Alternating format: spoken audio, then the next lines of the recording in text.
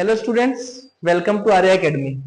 तो स्टूडेंट्स, ये lecture video मेरा mega test series hostel warden के पेपर 3 के मैथ्स के सॉल्यूशंस के लिए होगा। जैसे कि हमारी डिस्कशन हुई थी, लाइव लेक्चर में कुछ टेक्निकल इश्यूज थे, तो मैं रिकॉर्डेड लेक्चर डालने वाला था। तो चलिए स्टार्ट करते हैं। पेपर 3 जो मेगा टेस्ट सीरीज का हुआ था, उसके क्वेश्चन नंबर 31 मैथ्स का जो फर्स्ट क्वेश्चन था। तो क्वेश्चन बोल रहा था कि दो संख्याओं का एलसीएम उनके एचसीएफ से 45 गुना है। यदि संख्याओं में से एक 125 और एचसीएफ और एलसीएम का योग 1150 है तो अन्य संख्या ज्ञात कीजिए। चलिए, तो जो दिया है उसको लिख लेता हूं। दिया हुआ है कि एलसीएम जो है वो 45 गुना है एचसीएफ की। तो एक कंसेप्ट ये अपना दिया हुआ है, इसको हम यूज करेंगे। आगे दिया है कि एक संख्या 125 है, मान लेता हूं P है 125, तो Q क्या होगी, ये पूछा है। लेकिन एक हमारे पास दिया हुआ है एलसीएम तथा एचसीएफ का योगफल है 1150, ये दिया हुआ है। चलिए, तो यहां से अगर मैं एलसीएम की जगह 45 एचसीएफ लिख दूं, कर सकता हूं ये, प्लस एचसीएफ बराबर 1150, तो 46 गुणा एचसीएफ बराबर 1150 होगा। यहां से मेरा एचसीएफ आ जाएगा 1150 बटे 46, ये कट जाएगा, कट के आ रहा है 23 दूनी 23 50, 25 आपकी वैल्यू आ जा रही है। तो मेरा एचसीएफ हो गया 25। ठीक है, अब एचसीएफ पता है, एक संख्या पता है, दूसरी संख्या निकालनी है। मैं आपको एक कंसेप्ट सिखाने जा रहा हूं जो बहुत इंपॉर्टेंट और यूजफुल कंसेप्ट है। उसके थ्रू मैं सेकेंड्स में इसको सॉल्व कर सकता हूं। कैसे होगा समझते हैं। देखिए, मान लेता हूं कोई संख्या है वो 15 है और दूसरी संख्या है 25। तो ध्यान रखिएगा, इसका एलसीएम और एचसीएफ कैसे लिखेंगे। मैं एक बेहतरीन कंसेप्ट सिखाने जा रहा हूं जिसके थ्रू ये क्वेश्चन इजी हो जाएगा। अगर मैं इसको ब्रेक डाउन करूं 3 गुणा 5, इसको करूं तो 5 गुणा 5। तो याद रखिएगा, जब भी दो संख्याओं का एचसीएफ निकालना हो तो उसमें जो कॉमन होता है ना, वही एचसीएफ होता है। तो इन दोनों का एचसीएफ 5 होगा। आप चाहे तो फैक्टर ट्री मेथड से निकाल सकते हैं। 5 आ गया।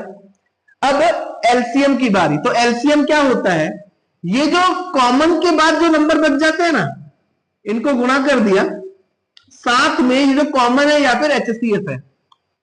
ठीक है, तो 3 पंचे 15, इस 5 को मैं एचसीएफ लिख सकता हूं।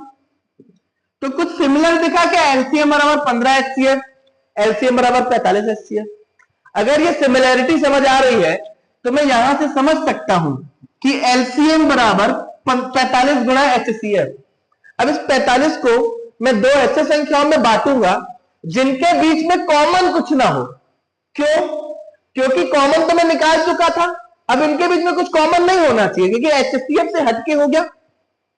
तो 45 को अगर मैं तोड़ूं तो 5 गुणा 9 ऐसी संख्या बन रही है जिसके बीच में कुछ भी कॉमन नहीं होगा।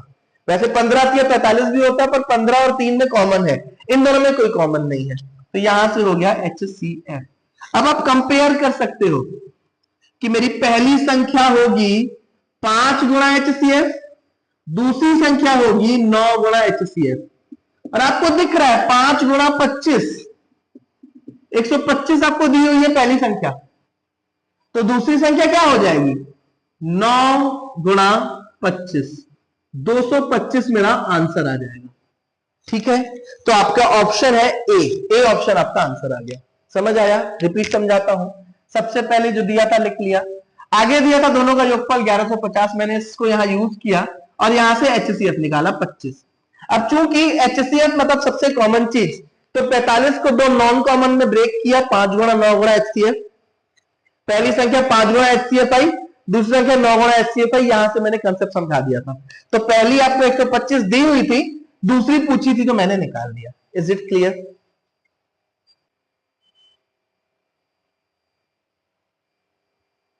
चलिए, अब अगले क्वेश्चन की ओर आते हैं। Question number 32। एक बार रीड करता हूं 32 क्वेश्चन क्या दिया है। 3 अलार्म प्रत्येक क्रमशः 48 सेकंड, 72 सेकंड तथा 108 सेकंड के बाद बजते हैं।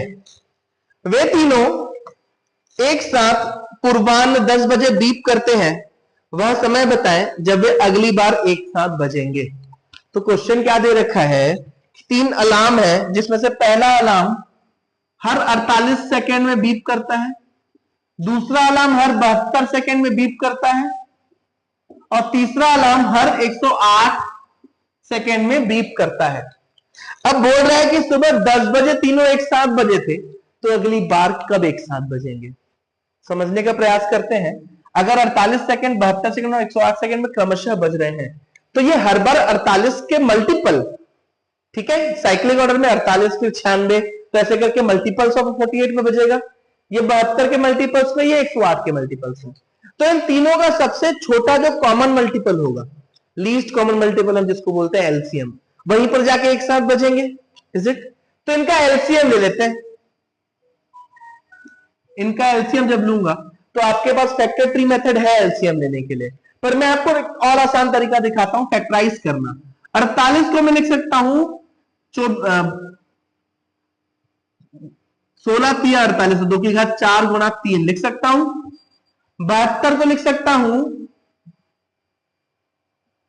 2 दूनी 4 दूनी 8 या 72, तो 2 की घात 3 गुणा 3 की घात 2। 108 को मैं लिख सकता हूं 2 की घात 2 गुणा 3 की घात 3, 27 चौक 108। तो मैं इन नंबरों को ऐसा लिख सकता हूं। जब इनका एलसीएम लेना होगा तो आपने एक मेथड पढ़ा होगा, जब भी प्राइम फैक्टराइजेशन के फॉर्म में नंबर दिए हो तो उनके एलसीएम के लिए उनके अधिकतम घात को लिया जाता है 2 की घात 4, क्योंकि इसमें सबसे ज्यादा घात 2 की घात 4 है, और 3 की सबसे ज्यादा घात 3 की घात 3 है। तो जो मेरा एलसीएम होगा वो होगा 4 चौक 16 गुणा 27, तो जो आ जाएगा ये आ जाएगा 432 सेकेंड। तो 432 सेकेंड में तीनों एक साथ फिर बजेंगे। लेकिन ऑप्शन में टाइम दिया हुआ है 10 बज के कुछ मिनट कुछ सेकेंड, तो इसको मिनट में बदल देते हैं। 60 से भाग दूंगा तो ये हो जाएगा 7 मिनट और बच जाएगा 12 सेकेंड। अगर ये नहीं आता है तो 60 से डिवाइड करना, जो भागफल होगा वो आपका मिनट होगा, जो शेषफल होगा वो सेकेंड्स होंगे। ठीक है, तो ये आ गया। अब आप बताओ कि 10 बजे एक साथ बजे थे, तो दोबारा एक साथ कब बजेंगे? 10 बज के 7 मिनट 12 सेकेंड पर। ये देख लो आपका ऑप्शन क्या दिया हुआ है, ऑप्शन सी, ये आपका आंसर हो जाएगा। Is it clear? अगला क्वेश्चन आपका औसत का है, क्वेश्चन नंबर 33। क्वेश्चन बोल रहे हैं m संख्या का औसत स्मॉल a है। जब x को m संख्याओं में जोड़ा जाता है तो m+1 संख्या का औसत स्मॉल b हो जाता है, तो x का मान ज्ञात कीजिए। क्वेश्चन को चलो एवरेज के हिसाब से समझते हैं। सबसे पहले मैं फॉर्मूला लगाता हूं, औसत बराबर योगफल बटे संख्या, बचपन से पढ़ते आए हैं। प्रश्न में दिया है औसत a है, किसकी औसत a है? m संख्याओं की, तो नीचे m आ जाएगा, ऊपर m संख्याओं का योगफल आएगा, तो मैं m संख्याओं का योगफल सम ऑफ m से डिनोट करके लिख देता हूं। sm मतलब m संख्याओं का योगफल, मैंने इस तरीके से लिखा। अगली कंडीशन दे दी है मुझे, कंडीशन बोल रहा है कि यदि x जोड़ा जाता है इसमें, तो m संख्याओं के योगफल में x और जोड़ दिया गया।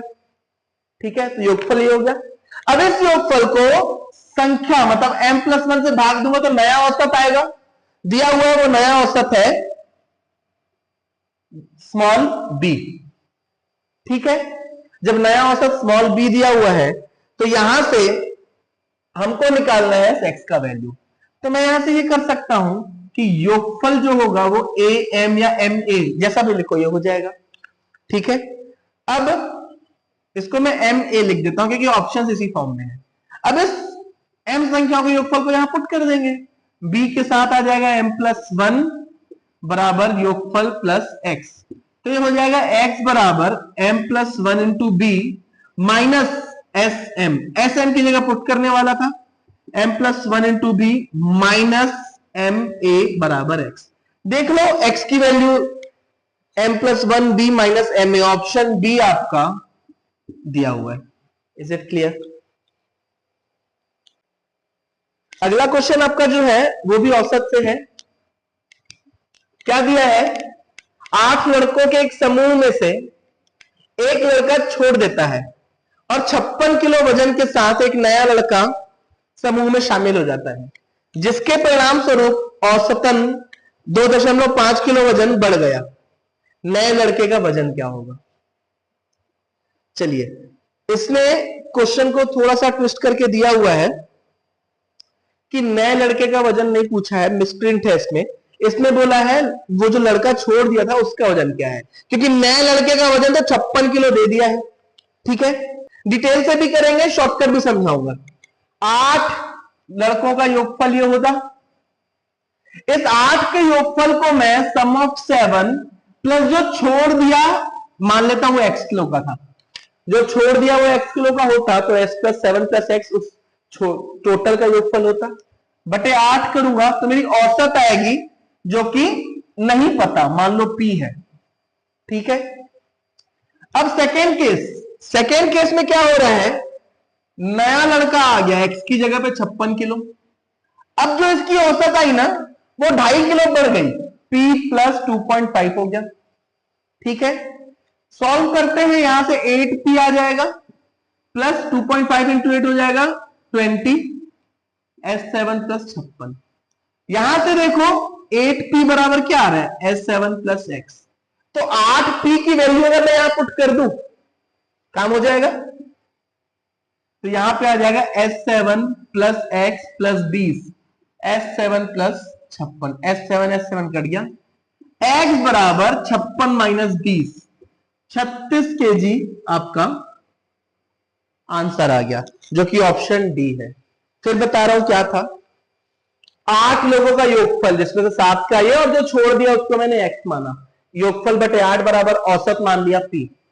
ठीक है, वही औसत 2.5 किलो बढ़ गई, कब बढ़ गई, जब x की जगह पे 56 किलो वाला आ गया, फिर 8 से डिवाइड करूंगा तो औसत हो गई है। यहां से मैंने सॉल्व किया, 8p की वैल्यू पुट की और सॉल्व करके x की वैल्यू 36 किलो ले आया। क्लियर?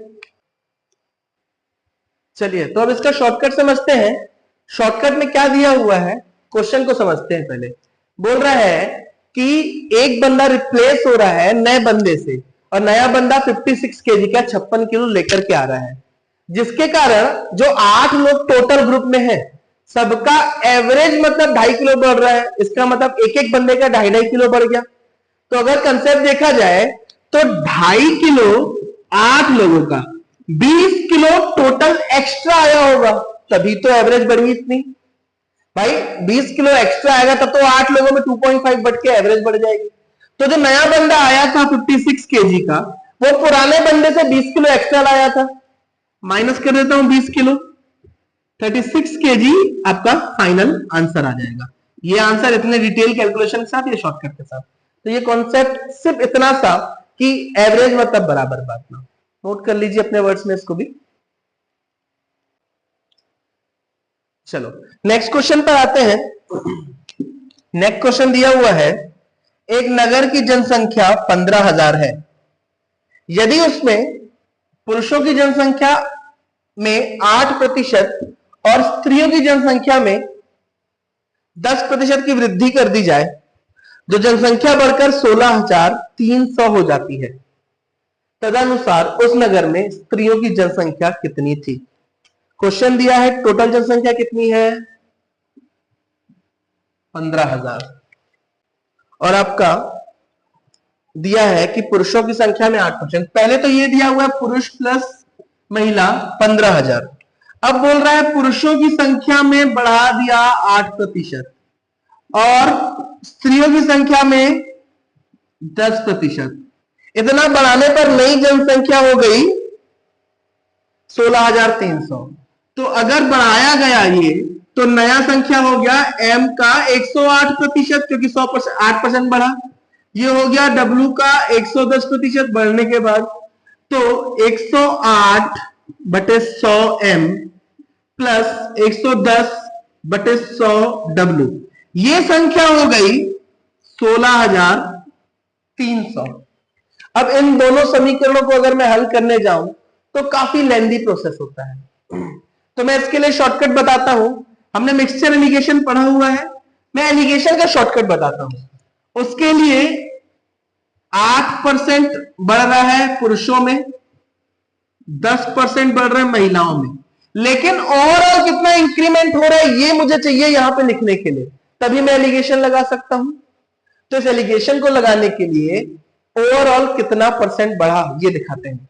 तो दिया है 15,000 से बढ़कर 16,300 हो गया। तो देखो 1,300, 1,300 संख्या वृद्धि हुई, प्रारंभिक मान था 15,000 पर वृद्धि हुई गुणा 100, ये मैं निकाल रहा हूं वृद्धि प्रतिशत। तो यहां से मेरा आ गया 130/15, 5 से डिवाइड कर दो, 26/3% मेरा ओवरऑल वृद्धि हुई। तो मिक्सर एलिगेशन में हमने ये देखा था, अगर ये वैल्यू ये है, ओवरऑल बढ़ रहा है 26/3%। तो एलिगेशन लगा दो, सॉल्व करूंगा, इसमें से ये माइनस करूंगा तो 30 और 26, 4/3%। इसमें से माइनस करूंगा तो 24, 26 माइनस 24, 2/3%। तो ये हो जाएगा 4/3 अनुपात 2/3, ये कट गया। 2:1 में पुरुषों और महिलाओं की संख्या होगी। अब 2:1 में 15,000 को बांट दो, तो महिलाओं की संख्या होगी 15,000/3, क्योंकि एक हिस्सा है 5,000। आपका आंसर आ गया 5,000, ऑप्शन डी। तो इस प्रकार से हम शॉर्टकट लगाएंगे और आंसर ले आएंगे। ठीक है,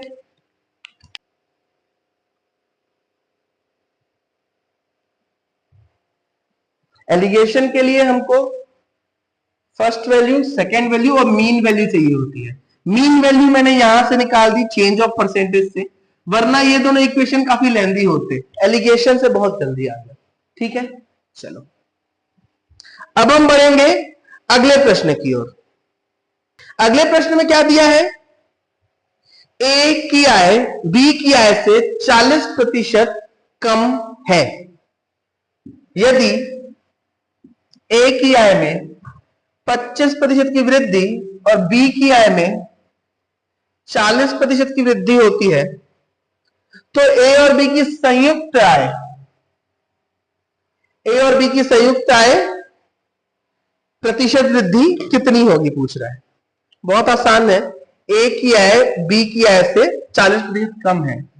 ए जो है 40% कम है किससे, बी से। मैं मान लेता हूं बी की आय 100 रुपए है, तो ए की आय डेफिनेटली 60 रुपए होगी, 40 रुपए कम। ये एजम्पशन है, फटाफट आंसर हो जाएगा। ये हमको दिया हुआ है, जो मैंने माना ये दिया हुआ था, जिससे मैंने ये मान लिया। आगे बोल रहा है यदि ए की आय में 25% की वृद्धि की गई, तो ए की आय 60 का 125% हो जाएगा। ठीक है, ये हो जाएगा 75, 25% बढ़ाया 75, आपका ए का नया वैल्यू हो गया। वैसे ही बी में कितना परसेंट बढ़ाने की बात कर रहा है, 40%। तो बी 100 था तो 140 हो गया। ठीक है, अच्छा ए और बी की संयुक्त नई आय कितनी हो गई, ये हो गई 215। ठीक, पुरानी वाली संयुक्त आय कितनी थी, 160। तो प्रश्न पूछा है संयुक्त रूप से कितनी वृद्धि हुई, तो वृद्धि प्रतिशत निकालना अभी अभी हमने सीखा। कितना ज्यादा हुआ है, 40 और 15, 55 की वृद्धि हुई, 160 पर हुई गुणा 100। अब इसकी कैलकुलेशन करनी है, ये गया, ये 2 अट्ठे और ये 2 पंचे, बोल रहे हैं दशमलव के 2 स्थानों तक। तो मल्टीप्लाई करो, 25 की 5 हासिल 2, 275/8 डिवाइड करो, 8 या 24, 3 बचेगा, 8 चौक 32, फिर 3 बचेगा, दशमलव लगाना पड़ेगा, 30 हो गया, 8 या 24, 6 बचेगा, 8 या 56, 34.37। और आगे कंटिन्यू करेंगे तो राउंड ऑफ करने के लिए इसने 34.38 ले लिया है और आंसर आ गया है। Is it clear? इस प्रकार से हम सॉल्व करेंगे।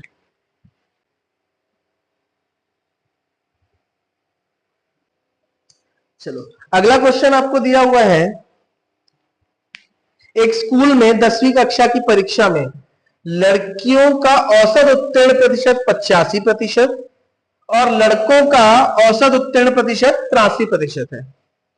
यदि उस स्कूल के 10वीं कक्षा के सभी लड़कों और लड़कियों का औसत उत्तीर्ण प्रतिशत 83.7 हो तो 10वीं कक्षा की लड़कियों की संख्या का प्रतिशत ज्ञात कीजिए। देखिए काफी डिटेल क्वेश्चन है, पर मैं इसको आसान करके आपको दिखाता हूं। लड़कियों का प्रतिशत पासिंग है 85, लड़कों का प्रतिशत पासिंग है 83, ये दिया है। अब देखिए मैं क्या बोलता हूं, अगर 85% 100 में से 85 लड़कियां पास हुई, 83 मतलब 100 में से 83 लड़के पास हुए, यही मतलब हुआ। औसत का मतलब होता है बराबर बांटना। तो मैं औसत वाले कंसेप्ट को पकड़ के आता हूं, क्योंकि जब एक साथ हो रहे हैं तो 83.7% पास हो रहे हैं, मतलब बॉयज और गर्ल्स को एक साथ लिया गया तो ये इतना आया। ठीक है, मैं इसको औसत के थ्रू बहुत आसानी से बताऊंगा। इसको 0.7 की आवश्यकता थी, इसको 0.7 देने के लिए ये देंगे। इसके बाद एक्स्ट्रा कितना है, अगर इसको 83.7 बनाऊं तो एक्स्ट्रा निकला 1.3, इसको 83.7 बनाऊं तो कमी निकली 0.7 की। अब सीधा सीधा फंडा है, 1.3 लोग 0.7 लोगों को बराबर कर सकते हैं अपना अमाउंट देकर। तो यहां से मेरा बहुत ही आसान तरीके से सॉल्यूशन निकल गया कि इनका जो रेशियो होगा, 7 लड़कियां 13 लड़कों को बैलेंस कर सकते हैं। 7 लड़कियां 13 लड़कों को बैलेंस कर सकते हैं, इसका मतलब गर्ल्स और बॉयज का रेशियो आ गया 7:13। इस रेशियो में गर्ल्स और बॉयज स्कूल में क्लास में होंगे, ये मेरा तरीका है। अब इसमें परसेंटेज पूछा है, तो 7 लड़कियां हैं टोटल, 7 और 13 20 में से गुणा 100, तो गर्ल्स का परसेंटेज कितना है, 35% लड़कियां हैं पूरे स्कूल में। ये शॉर्टकट तरीका था, समझ ना आया वो तो कमेंट में बता दीजिएगा, फिर इसको मैं और अच्छे से एक्सप्लेन करूंगा या डिटेल तरीके से बताऊंगा। ठीक है, चलो तो अगला क्वेश्चन देखते हैं, क्वेश्चन नंबर 38। क्वेश्चन नंबर 38 पे बता रहा है, रवि 300 किलोमीटर की यात्रा अंशतः रेल और अंशतः कार से करता है। उस यात्रा में उसे 4 घंटे लगते हैं यदि वह 60 किलोमीटर रेल से जाए और शेष कार से, पर उसी यात्रा में उसको 10 मिनट ज्यादा लगते हैं जब वह 100 किलोमीटर रेल से जाए और शेष कार से। तो दो इक्वेशन बनेंगे, इसमें दे रहा है टोटल दूरी 300 किलोमीटर है, तो मैं मान लेता हूं कि जब उसको 4 घंटे का समय लगेगा, उस केस में, अच्छा एक सेकेंड, सबसे पहले तो मैं ये मानूं कि रेल की गति v1 है और कार की गति v2 है। ठीक है, यहां से अगर मैं कर लूं तो बात को समझते हैं कि 300 किलोमीटर की दूरी में से 60 किलोमीटर की दूरी को वो तय किया किससे, रेल से, मतलब v1 वेग से, तो बच गया 240 किलोमीटर की दूरी को वो तय किया किससे, v2 वेग से। इस केस में उसको 4 घंटे लगे, तो समय बराबर दूरी बटे वेग था। तो ये पहला समय, दूसरा समय अलग अलग जोड़ दूं तो मैं कर सकता हूं, समय है 4 घंटा, दूरी है 60, वेग है v1, प्लस दूरी है 240, वेग है v2। ये एक समीकरण बना। इसी प्रकार दूसरा समीकरण, जब ये 100 हो और जब ये 200 हो तो समय लगेगा 10 मिनट अधिक। तो 10 मिनट अधिक अगर मैं लूं तो 4 सही 10/60 घंटे में बदल दिया मिनट को भी, 100/v1, 200/v2, क्योंकि 100 है तो 200 बचेगा। यहां से ये हो जाएगा 25/6 बराबर 100v1 प्लस 200v2 बटे। तो ये आपका सेकेंड समीकरण। अब इन दोनों समीकरणों को हल करने के बहुत सारे तरीके हैं, मैं आपको एकदम आसान तरीका समझाने जा रहा हूं। ठीक है, मैं मान लेता हूं x बराबर 1/v1 और y बराबर 1/v2। ठीक है, तो यहां से अगर मैं पुट करूं 1/v1 और 1/v2 को, तो पहला समीकरण रीराइट हो जाएगा 4 बराबर 60x प्लस 240y। दूसरा समीकरण रीराइट हो जाएगा 25/6 बराबर 100x प्लस 200y। अब एक बात को समझो, क्वेश्चन ने पूछा है रेल की गति मतलब v1। इसका मतलब अगर मैं इसको सॉल्व करूं, एलिमिनेशन में y एलिमिनेट कर दूं तो मेरा x आ जाएगा और x से v1 आ जाएगा। एलिमिनेशन का तरीका है, एलिमिनेशन मेथड हमने स्कूल में पढ़ा था, इन दोनों वैल्यूज को बराबर कर देते हैं और माइनस कर देते हैं। तो 240 और 200 ये होता है 1200, जो एलसीएम होता है इनका। तो इक्वेशन 4 में हम मल्टीप्लाई करते हैं 6, इक्वेशन 3 में मल्टीप्लाई करते हैं 5 और कर देते हैं माइनस। तो जब इसमें 6 मल्टीप्लाई करूंगा तो 25 बचेगा, 6 कट जाएगा, माइनस इसमें 5 मल्टीप्लाई करूंगा 5 चौक 20 बचेगा, इसमें 6 मल्टीप्लाई हो गया 600, minus 600x plus 1200y minus 300x plus 1200y, ये होगा। यहां से 600x minus 300x, 1200y minus 1200y eliminate हो गया, ये बच्चा 5। यहां से आ गया 300x बराबर 5, तो x बराबर 5/300, पर जो x है वो 1/v1 है, 1/v1 बराबर 5/300, तो मेरा v1 आ जाएगा 300/5 किलोमीटर प्रति घंटा, जिसको सॉल्व करूंगा तो 60 किलोमीटर पर आवर मेरा आंसर आ गया।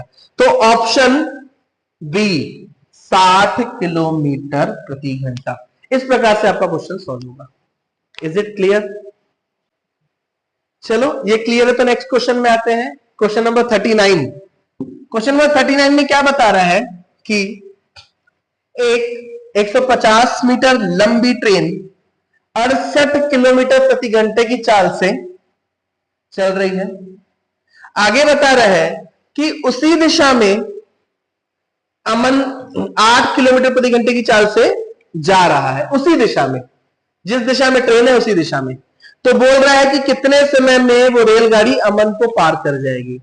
तो रिस्पेक्टिव वेलोसिटी हमने समझी थी, जब रेलगाड़ी की स्थिति में एक ही दिशा में हो तो रिस्पेक्टिव वेलोसिटी माइनस हो जाती है। तो 68 माइनस 8 किलोमीटर प्रति घंटा 60 kmph आपकी रिस्पेक्टिव वेलोसिटी होगी।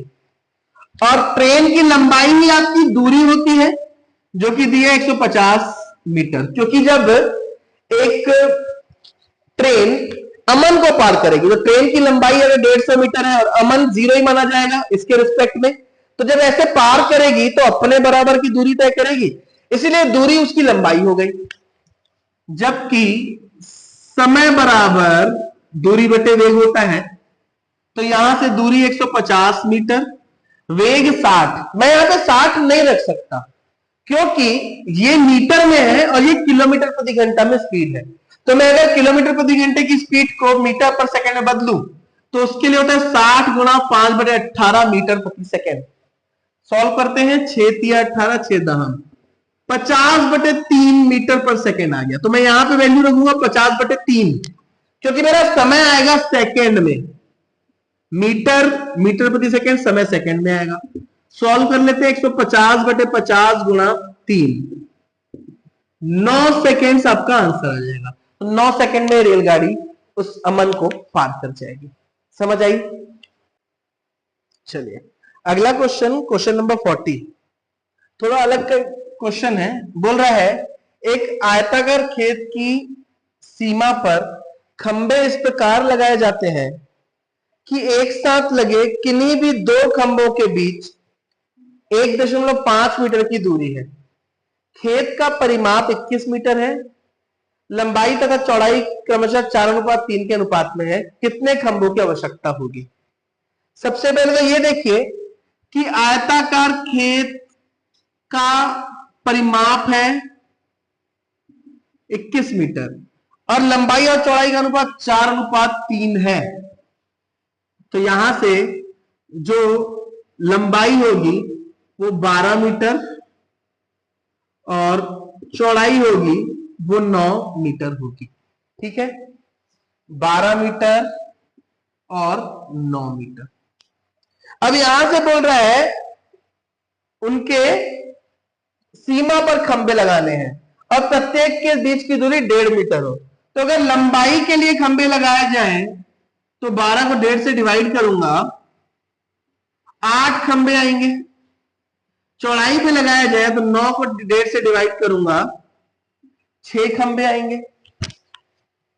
ठीक है, तो 8 खंबे लंबाई में, 6 चौड़ाई में, तो 8 6 8 6, तो 2 बार 8 और 2 बार 6 देखा गया, तो 28 खंबे, 28 खंबे लगेंगे। यही आपका आंसर है। तो स्टूडेंट्स, क्वेश्चन नंबर 41 दिया है, किसी कमरे की लंबाई चौड़ाई तथा ऊंचाई का अनुपात 5:4:2 है। लंबाई चौड़ाई तथा ऊंचाई का अनुपात 5:4:2 है।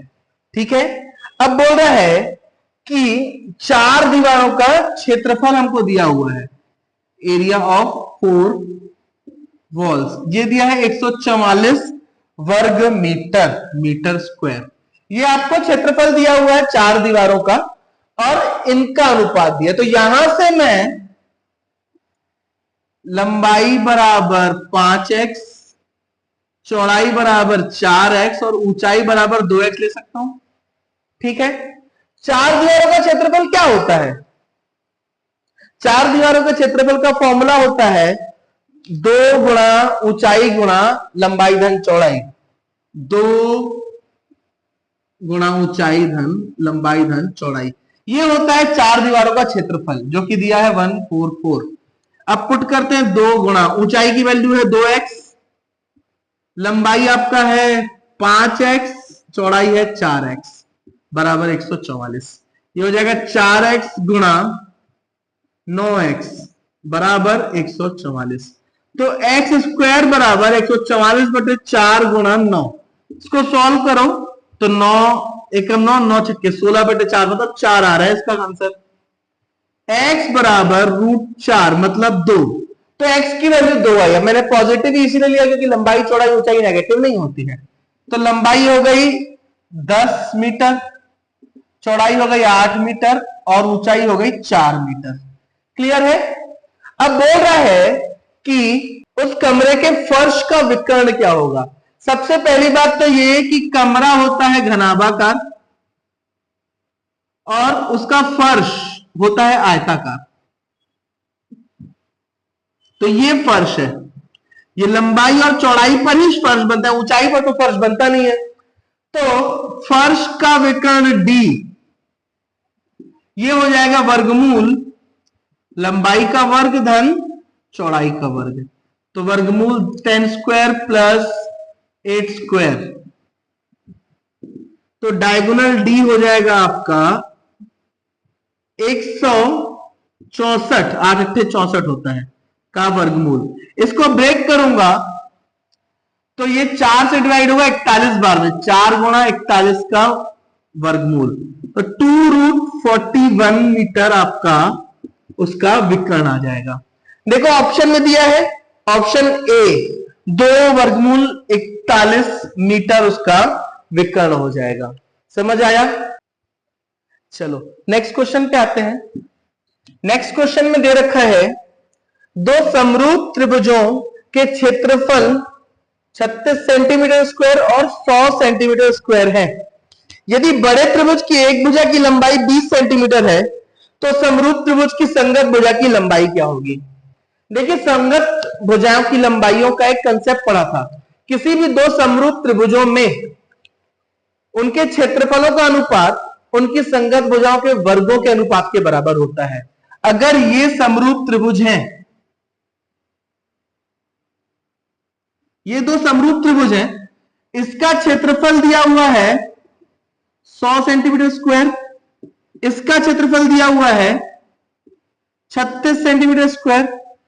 अगर बड़े त्रिभुज की एक भुजा 20 सेंटीमीटर है तो इसकी संगत भुजा ये होगी, जिसको मैं मान लेता हूं x सेंटीमीटर। ठीक है, तो प्रॉपर्टी मैंने बताई, समरूप त्रिभुज के क्षेत्रफलों का जो अनुपात होता है वो संगत भुजाओं के वर्गों के अनुपात के बराबर होता है।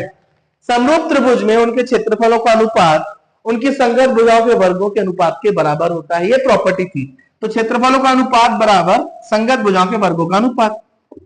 100/36 400/x²। तो x² बराबर हो जाएगा 400 गुणा 36/100। यह आ गया 4 गुणा 36। तो यहां से x बराबर वर्गमूल 4 गुणा 36 करूंगा तो 2 गुणा 6 मतलब 12 सेंटीमीटर इसकी लंबाई आ जाएगी। ऑप्शन दिया हुआ है सी ऑप्शन आपका करेक्ट आंसर होगा, 12 सेंटीमीटर। चलिए अब अगले प्रश्न में आते हैं।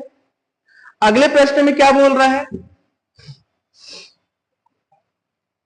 एक त्रिभुज के सबसे बड़े और दूसरे सबसे बड़े कोण का अनुपात 3:2 है।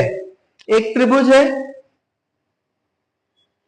सबसे बड़ा कोण मैं मान लेता हूं ये होगा जिसको मैंने ए दे दिया, दूसरा सबसे बड़ा बी मान लेता हूं, तो कोण ए अनुपात कोण बी मान लो आपको दे दिया है 3:2, सबसे बड़ा और दूसरा सबसे बड़ा।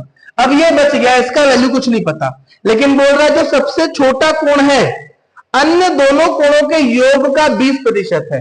तो कोण सी बराबर कोण ए प्लस कोण बी का 20% दिया हुआ है प्रश्न में। जो प्रश्न में दिया है मैंने लिख लिया। बोल रहा सबसे छोटे और दूसरे सबसे बड़े कोण का योगफल, मतलब इसका और इसका पूछा है, कोण सी प्लस कोण बी की वैल्यू, सबसे छोटा और दूसरा सबसे बड़ा, इनका योगफल पूछा है। कैसे निकालेंगे, मैं मान लेता हूं ये 3x है, ये 2x है, ठीक है।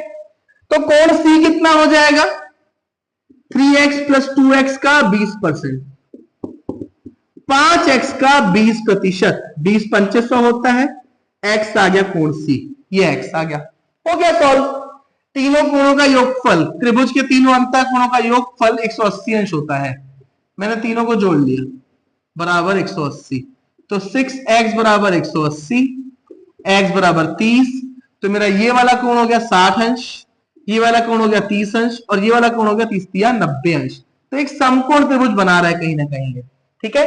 अब पूछा है इन दोनों का योगफल, तो c की वैल्यू 30 थी, b की वैल्यू 60 थी, तो 90 अंश मेरा आंसर आ जाएगा, ऑप्शन डी।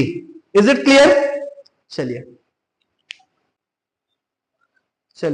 नेक्स्ट क्वेश्चन में आते हैं। क्वेश्चन नंबर 44 बोल रहा है कि ऑटोमोबाइल फाइनेंसर साधारण ब्याज पर उधार देने का दावा करता है, लेकिन मूलधन की गणना के लिए हर 6 महीने में ब्याज शामिल करता है। समझ रहे हो बात, कि बोल तो रहा है कि साधारण ब्याज पे दे रहा हूं, लेकिन हर 6 महीने में ब्याज को मूलधन में शामिल कर लिया, और बोल रहा है 10% का ब्याज ले रहा है सालाना, तो ब्याज की प्रभावी दर कितनी हो गई। बात को समझो, नॉर्मल बेसिस पर वो 10% ब्याज ले रहा है, लेकिन मूलधन बढ़ा देता है हर 6 महीने में, तो साल में क्या ब्याज हो गया। बहुत आसान तरीका है, 10% वार्षिक साधारण ब्याज की दर है, पर 6 महीने में 5% हो जाएगी, अगले 6 महीने में 5% और लगेगी। आप बोलोगे सर एक साथ क्यों नहीं लगी, तो मूलधन का 5% मेरा 6 महीने का ब्याज बना, अब वो जो ब्याज बनेगा उसको मूलधन में फिर जोड़ के इस 6 महीने के लिए वो 5% बढ़ा हुआ मूलधन बनेगा। तो इस साल का जो ब्याज होगा ना अगले 6 महीने का, मूलधन का 5% प्लस ये जो बढ़ा हुआ ब्याज था उसका 5%, तो 5 का 5%, 0.25%, तो टोटल देखूं तो 10.25% इफेक्टिव इंटरेस्ट रेट जो प्रभावी ब्याज की दर बन जाती है। ये आंसर आएगा ऑप्शन बी। समझ आया? चलिए अगले क्वेश्चन में बोल रहे हैं, एक कमरे की लंबाई, चौड़ाई और ऊंचाई 21 मीटर, 12 मीटर और 16 मीटर है। उस कमरे में रखी जाने वाली सबसे बड़ी छड़ की लंबाई कितनी होगी। मतलब उस कमरे का डायगोनल पूछ रहा है, सबसे बड़ी छड़ डायगोनल ही रखी जा सकती है। अगर कोई रूम है तो एक कॉर्नर से लेके उसके अपोजिट साइड वाले नीचे वाले कॉर्नर तक। तो जो डायगोनल होता है घनाभ का, जो कि कमरे की बात कर रहा है, वर्गमूल 21 का वर्ग, 12 का वर्ग धन 16 का वर्ग, इसका वर्गमूल ले तो ये हो जाएगा 441, 144 और 256 का वर्गमूल। इसको जोड़ लेते हैं तो ये हो जाएगा 300, 400, 841 का वर्गमूल। अब 841 का वर्गमूल कितना होता है? 841 का वर्गमूल होता है 29, 29 आपका आंसर आ जाएगा। तो सबसे बड़ी जो छड़ रखाएगी वो 29 मीटर की होगी, ऑप्शन डी आंसर आ जाएगा आपको। Is it clear? क्वेश्चन अगला देखते हैं, क्वेश्चन नंबर 46 बोल रहे हैं एक समलंब चतुर्भुज का क्षेत्रफल 21 वर्ग सेंटीमीटर है, समांतर भुजाओं के बीच की दूरी 3 सेंटीमीटर और समांतर भुजाओं में से एक की लंबाई 8.3 सेंटीमीटर। समलंब चतुर्भुज का बेसिक ड्रॉ में कर लेता हूं। ये दोनों समानांतर हैं, जिसमें से एक भुजा उसने दिया है 8.3 सेंटीमीटर। इन दोनों के बीच की दूरी, जिसको मैं ऊंचाई भी बोल सकता हूं, वो दिया है 3 सेंटीमीटर। अब मैं मान लेता हूं ये x है और इसी x की लंबाई पूछा हुआ है, समांतर भुजा जो दूसरी है उसकी लंबाई। समांतर एक समलंब चतुर्भुज का जो क्षेत्रफल होता है वो होता है 1/2 गुणा समानांतर भुजाओं की लंबाइयों का योगफल गुणा उनके बीच की लंबवत दूरी। ये होता है क्षेत्रफल का फॉर्मूला, 1/2 गुणा दोनों समानांतर भुजाओं की लंबाइयों का योगफल गुणा उनके बीच की लंबवत दूरी। प्रश्न में दिया हुआ है समलंब चतुर्भुज का क्षेत्रफल 21 वर्ग सेंटीमीटर, तो 21 के बराबर ये हो गया। यहां से x निकालना था, ये 2 गुणा 21 हो गया, 3 यहां गुणा में या भाग में आ गया, 8.3 प्लस x, तो ये हो जाएगा 7 दूनी 14 बराबर 8.3 धन x, x बराबर 14 माइनस 8.3, ये आपका हो जाएगा 5.7 centimetre answer, option D. Clear? Formula लगाया मैंने समलंब चतुर्भुज के क्षेत्रफल का फॉर्मूला 1/2 गुणा समानांतर भुजाओं की लंबाइयों का योगफल गुणा उनके बीच की दूरी, ये फॉर्मूले से आंसर आ गया। अब क्वेश्चन नंबर 47 देखते हैं। बोल रहे हैं एक आयत एबीसीडी के विकर्ण एक दूसरे को बिंदु O पर काटते हैं। एक आयत दी हुई है एबीसीडी, ठीक है, ए बी सी डी, इनके विकर्ण है, एक दूसरे को बिंदु O पर काटते हैं, ठीक है। दे रहा है COD 78 अंश है, COD, ये अगर O यहां लिखो, ये 78 डिग्री है, तो पूछ रहा है OAB, OAB ये वाला एंगल कितने अंश का होगा पूछ रहा है, ठीक है। क्वेश्चन क्लियर हुआ? ये वाला एंगल कितने अंश का होगा। तो मैं सबसे पहले एक चीज तो कर ही सकता हूं, सम्मुख कोण के हिसाब से ये वाला भी 78 अंश का हो जाएगा। मैं इसको कोण A को X ले लेता हूं, ठीक है, और कोण B को मैं ले लेता हूं Y। समझ आई? अब एक बात मैं आपको बता दूं, आयत के विकर्ण लंबाई में बराबर होते हैं, ये प्रॉपर्टी हम जानते हैं। दूसरा, आयत के दोनों विकर्ण एक दूसरे को समद्विभाजित करते हैं, इसका मतलब आधा आधा बट गया। जबकि AC और BD बराबर है, AC बराबर BD, मैंने बताया दोनों विकर्ण बराबर होते हैं और ये समद्विभाजित करते हैं, तो आधा आधा ये बटा तो ये भी आधा आधा बटेगा और सब बराबर हो जाएंगे। क्लियर हुआ? तो OA और OB बराबर है और हम त्रिभुज की प्रॉपर्टी में जानते हैं बराबर भुजाओं के सम्मुख कोण बराबर होते हैं। तो अगर ये भुजाएं बराबर है तो इसका सम्मुख कोण ये, इसका सम्मुख कोण ये, तो x बराबर y हो गया, ठीक है। अब मैंने त्रिभुज ABO या AOB कोई भी नाम दे दो, इस त्रिभुज को पकड़ लिया, तो इसमें इनके तीनों अंतः कोणों का योगफल ले लूं, x प्लस y प्लस 78 बराबर 180, x प्लस प्लस 78 बराबर 180। 2x बराबर 78 माइनस होगा तो 102। x बराबर 51 अंश। देखो ऑप्शन में दिया हुआ है कहां पे 51 डिग्री, ऑप्शन बी। ये मेरा आंसर आ गया। समझ आया? चलो नेक्स्ट क्वेश्चन जो दिया है उसमें आकृति के अनुसार है, तो पहले आकृति बना लेता हूं फिर मैं क्वेश्चन डिस्कस करूंगा। क्वेश्चन नंबर 48, पहले आकृति बना लेता हूं फिर क्वेश्चन डिस्कस करूंगा।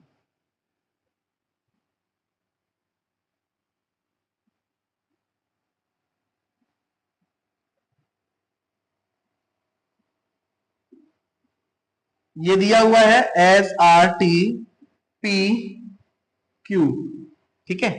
यहां पे दिया है आपका 65 अंश और यहां पे दिया है 28 अंश।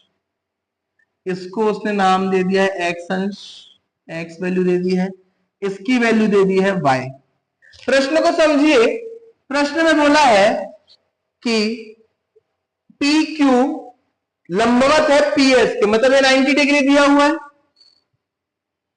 और दिया है पी क्यू और आर एस या एस आर या एस टी जो भी बोलो, पी क्यू और आर एस समानांतर रेखाएं हैं, ये भी दिया है।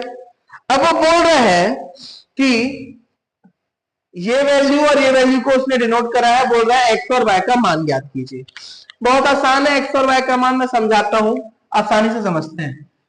ये कोण और ये कोण अगर देखा जाए तो रेखीय युग्म बन रहा है, तो रेखीय युग्म से एस आर क्यू कोण प्लस कोण क्यू आर टी बराबर 180 अंश बनेगा। तो कोण एस आर क्यू जो होगा 180 माइनस क्यू आर टी मतलब 65, तो ये हो जाएगा 105 अंश, सॉरी 115 अंश। तो ये वैल्यू 115 अंश आ गई। अब जब ये 115 अंश आ चुकी है, ठीक है, ये 90 होगा, ठीक है। 115 अंश अगर आ चुकी है तो त्रिभुज एस आर क्यू में 28 अंश प्लस 115 अंश प्लस ये वाला कोण जिसको मैं बोलता हूं कोण क्यू एस आर बराबर 180 अंश होगा, तीनों अंतर कोणों के योगफल के हिसाब से। ये रेखीय युग्म बना रहा है, ठीक है,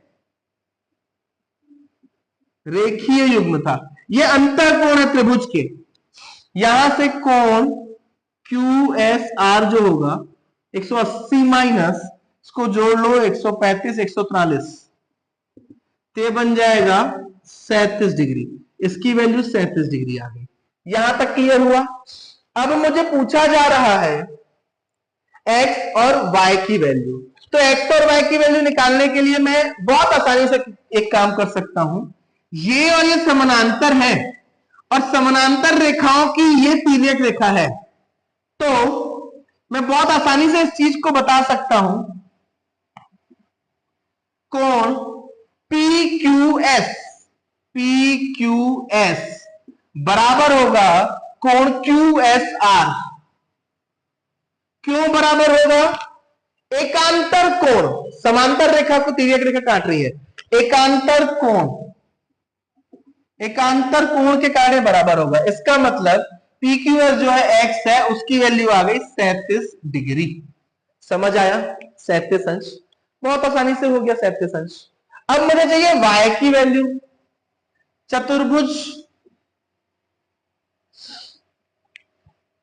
चतुर्भुज लगा दो, चतुर्भुज PQSR में या PQRS में सभी अंतःकोणों का योगफल 180 अंश होता है। ये हो गया 90, ये हो गया 115, ये हो गया x प्लस 28 मतलब 37 प्लस 28, ये हो गया y प्लस 37, तो y प्लस 37 बराबर 360 अंश। चतुर्भुज के चारों अंतःकोणों का योगफल, एक ये कोण हो गया y प्लस 37, एक ये हो गया x प्लस 28, 115 90।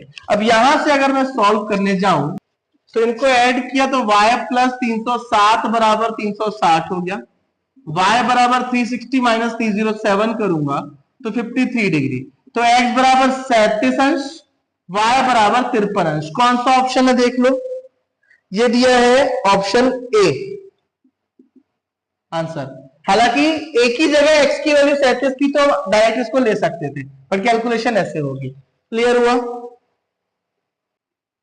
नेक्स्ट क्वेश्चन पर आते हैं, क्वेश्चन नंबर 49, प्रश्न 49 दिया है, एक फुटकर विक्रेता अपनी वस्तुओं को क्रय मूल्य से 50% अधिक अंकित करता है तथा अंकित मूल्य पर 25% छूट देता है। इस प्रकार उसका लाभ प्रतिशत ज्ञात कीजिए। मैं मान लेता हूं उसका क्रय मूल्य 100 रुपए है, सबसे बेस्ट तरीका। तो उसका एमआरपी कितना होगा, अंकित मूल्य 100 पर उसने 50% बढ़ाया तो 150 रुपए होगा, 50% बढ़ा दिया। अब वो 50% पे डिस्काउंट दे रहा है 25% का, तो जो विक्रय मूल्य होगा एमआरपी में 25% कम कर दूंगा, 75% हो गया। इस हिसाब से ये 25 दिया 75, 25 चौक 100, ये 2, ये 75, ये हो जाएगा 225 बटे 2, 112.5 हो गया विक्रय मूल्य। अब आप खुद लगा सकते हो अंदाजा, 100 रुपए में खरीदा, इतने में बेचा, तो लाभ प्रतिशत हुआ 12.5% का। बहुत आसानी से हो गया। क्रय मूल्य 100 माना, अंकित मूल्य 50% बढ़ा दिया तो 150 हो गया। विक्रय मूल्य अंकित मूल्य का 75% होगा क्योंकि 25% डिस्काउंट दिया। यहां से आ गया ये क्रय और विक्रय का कंपेयर किया, मेरा विक्रय मूल्य पर लाभ प्रतिशत कितना लिया था आ गया। अगला क्वेश्चन देखते हैं क्या बोल रहा है। गरिमा ने लेबल किए गए मूल्य पर, मतलब अंकित मूल्य पर 20% की कटौती के बाद अतिरिक्त 10% छूट के साथ ब्रीफ केस खरीदा। यदि लेबल पर 1400 लिखा था तो गरिमा ने कितने में खरीदा। अंकित मूल्य था 1400, विक्रय मूल्य मतलब जो गरिमा के लिए खरीदने का मूल्य था वो था 1400 में पहले 20% का डिस्काउंट किया तो बचा 80%। अब इस घटे हुए पर फिर 10% का और छूट मिला तो बचा 90%। यही आंसर होगा रिक्वायर्ड। ये 0 0 काट दिया हमने। 14 गुणा 8 या 72, यहां से हो जाएगा 14 गुणा 28 किया, हासिल 2, 14 सत्या 98 और 2 100, 1008 रुपए में गरिमा ने खरीदा था। Option B answer. Is it clear. Next question पर आते हैं। सोहन एक प्लॉट को 15% की हानि पर 2,55,000 में बेचता है। 10% लाभ कमाने के लिए उसे इस प्लॉट को कितने में बेचना पड़ेगा। इस मेथड को लोगों ने अलग अलग तरीके से बताया होगा, अलग अलग तरीके से समझा होगा। मैं आसान बताता हूं। 15% हानि मतलब 85%, क्रय मूल्य के 85% में बेचा तो बिका है 2,55,000 का। ठीक है। अब मुझे चाहिए 10% लाभ, मतलब 110% विक्रय मूल्य। 85% विक्रय मूल्य ये है तो 110%। यूनिट रूल लगाते हैं। 1% बराबर 2,55,000 बटे 85। मुझे चाहिए 110%। 110% बराबर 2,55,000 बटे 85 गुणा 110। ठीक है। अब यहां से कर लो 17 बार में जाएगा। 5 पंचे 5 एकम 5 शून्यम 0 0, 51,000 आ गया। ठीक है। 17 तिया 51 होता है 3,000। मल्टीप्लाई करूंगा 11 तिया 33, 3,30,000 में बेचा होता तो मुझे 10% का लाभ होता। ये आ गया है ऑप्शन आपका बी। बहुत आसान है। 15% लॉस मतलब 85% में बेचा, 10% प्रॉफिट मतलब 110% में बेचना है, तो 85% की वैल्यू दी थी, 110% की वैल्यू निकाल ली। सॉल्व हो गया। अगला क्वेश्चन तो देख के ही बन जाएगा। बोल रहा है क्वेश्चन नंबर 52, एक त्रिभुज के कोण 1:4:7 के अनुपात में है। मुझे दिख रहा है सबसे छोटा, सबसे बड़ा और मीडियम वाला। क्वेश्चन पूछ रहा है इसमें सबसे बड़े कोण और सबसे छोटे कोण का अनुपात ज्ञात कीजिए। सबसे बड़े कोण और सबसे छोटे कोण का डायरेक्ट आंसर लिखो, मेहनत करने की जरूरत नहीं है। Option C. चलो नेक्स्ट क्वेश्चन, क्वेश्चन नंबर 53। चित्र दिया हुआ है और क्वेश्चन दिया हुआ है। समझते हैं क्या चित्र दिया है, क्या क्वेश्चन दिया है। दिए गए चित्र में ए बी और ये है सी, और ये है डी, ये 20 अंश दिया है। साइन से दिखा रहा है ये दोनों बराबर है, ये भी इसके बराबर है। क्वेश्चन बोल रहा है बी ए सी का मान ज्ञात कीजिए। बी ए सी का मान मतलब इस कोण का मान चाहिए मुझे यहां वाले का। और पूछ बताया क्या है, ए बी बराबर ए सी बराबर सी डी, और ये कोण है 20 अंश का ए डी बी। ठीक है, मुझे ये चाहिए। बहुत आसान है, अभी अभी हमने पढ़ा था बराबर भुजाओं के सम्मुख कोण बराबर होते हैं। इस पर्टिकुलर त्रिभुज में देखा जाए ए सी डी में ये दोनों भुजाएं बराबर है, तो इसके सामने वाला कोण 20, तो ये भी 20 अंश होगा, होगा ये 20 अंश। क्लियर। अब त्रिभुज ए सी डी में तीनों अंतर कोणों का योगफल ले लेते हैं। 20 अंश प्लस 20 अंश प्लस इस वाले कोण को मैं ले लेता हूं पी, पी बराबर 180 अंश। ठीक है, तो यहां से P बराबर आएगा 140 अंश, तो मैं यहां पर ले लेता हूं 140 अंश वैल्यू आ गई मेरी ये वाले कोण की। अब जबकि ये कोण और ये कोण रेखीय युग्म बना रहे हैं, कोण ए सी बी प्लस कोण ए सी डी बराबर 180 अंश। क्यों? ये बना रहे हैं रेखीय युग्म, तो ए सी बी की वैल्यू निकल आएगी 180 माइनस ए सी डी अभी अभी निकाला 140, 40 डिग्री, तो ये 40 डिग्री आ गया, ये 40 अंश आ गया। वापस से वही कंसेप्ट, बराबर भुजाओं के सम्मुख कोण बराबर होते हैं, तो इसके बराबर ये भी होगा 40 अंश, इसके बराबर ये भी होगा 40 अंश। कोण ए सी बी बराबर कोण ए बी सी। क्यों? सम्मुख कोण बराबर भुजाओं के सम्मुख कोण बराबर होते हैं, ये हो गया 40 अंश। अब लगा दो, अब लगा दो त्रिभुज एबीसी में अंतःकोणों का योगफल 40 प्लस 40 प्लस कोण बी ए सी बराबर 180, तो कोण बी ए सी बराबर 180 माइनस 80, 100 अंश मेरा आंसर आ गया। क्या ऑप्शन दिया है? Option D. समझ आया? बहुत आसान था। अगले क्वेश्चन पे आते हैं, क्वेश्चन नंबर 54। यदि किसी वृत्त का क्षेत्रफल 9 पाई स्क्वायर सेंटीमीटर हो तो उसी वृत्त की परिधि पूछ रहा है। क्षेत्रफल दिया है 9 पाई स्क्वायर सेंटीमीटर, ठीक है, जबकि क्षेत्रफल होता है पाई आर स्क्वायर, 9 गुणा पाई, तो यहां से अगर मैं निकालूं तो आर बराबर √9 मतलब 3 सेंटीमीटर, त्रिज्या 3 सेंटीमीटर आ गई। मेरी परिधि होती है 2 पाई आर, तो 2 पाई 3, 6 पाई उसकी परिधि होगी। Answer B. ठीक है, चलो नेक्स्ट क्वेश्चन पे आते हैं, क्वेश्चन नंबर 55, जो कि mega test series question paper 3 का लास्ट क्वेश्चन होगा। क्वेश्चन बोल रहा है 4,000 रुपए को 2 भागों में साधारण ब्याज पर दिया गया। एक भाग 8% दर से, दूसरा भाग 10% से दिया गया। कुल ब्याज 352 रुपए मिला, तो 8% पर कितना धन दिया गया? दो तरीके से बताऊंगा। पहली वैल्यू मान ली x रुपए, इसको मैंने दे दिया 8% पर। दूसरी वैल्यू मैंने जो होगी वो होगी 4,000 माइनस x रुपए, ये मैं दूंगा 10% पर। ठीक है, और समय क्या बोल रहे हैं? वार्षिक, तो मूलधन गुणा दर गुणा समय, वार्षिक है तो वर्ष बटे 100।